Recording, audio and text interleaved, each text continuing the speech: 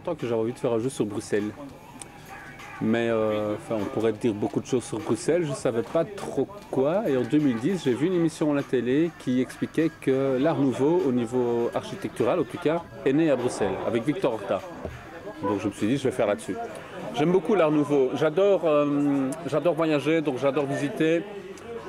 Je suis souvent le nez en l'air. Même à Bruxelles, je regarde les façades. Je suis un amoureux de Bruxelles et de ses façades.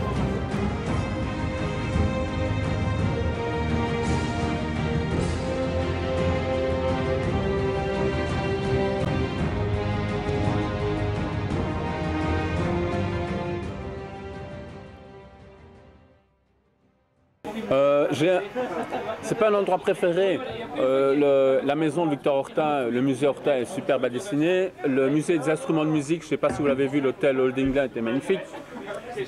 Il y a la maison Cauchy aussi, qui est un des 5 bâtiments qui se retrouvent dans mon jeu. Alors, la salle à manger de cette maison est sublime. Et j'ai un coup de cœur particulier parce que, à l'époque, quand mon jeu était un prototype, je suis allé trouver les gens qui tiennent cette maison-là. C'est un couple ils ont plus de 90 ans, qui tiennent cette maison-là. Et ils font des visites aux particuliers, mais aussi très restreintes. Je leur ai parlé de mon projet. Et un jour, avec leur petit-fils, ou petit-neveu, ou je ne sais plus qui, je suis allé. On a attendu que le public sorte de la maison.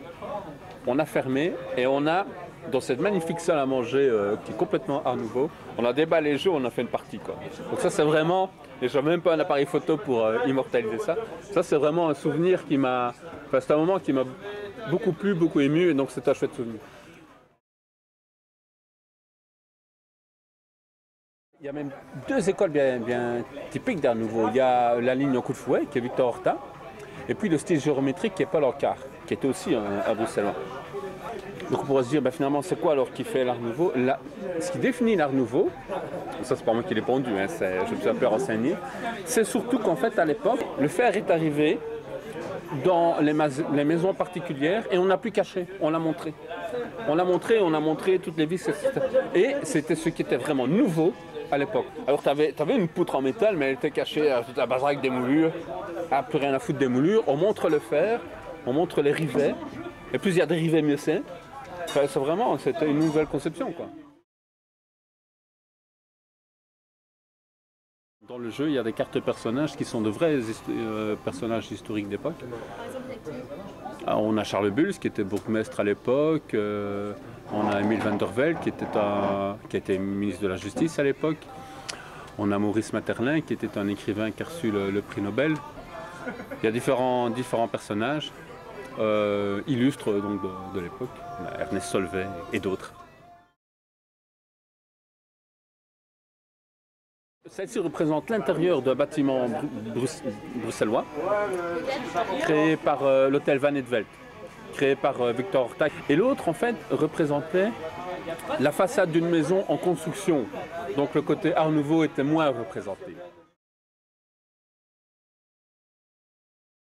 Donc, à partir du moment où j'ai eu le thème, je me suis dit Art Nouveau, architecture, ok, qu'est-ce que je vais faire? Et la première idée qui m'est venue en tête, quand j'ai pensé à l'architecture, c'était ces fameux tables d'architectes, avec les 2 règles glissantes. Avant, ils dessinaient sur les grandes tables, maintenant tout ça se fait par ordinateur, mais les architectes, à l'époque, dessinaient tout.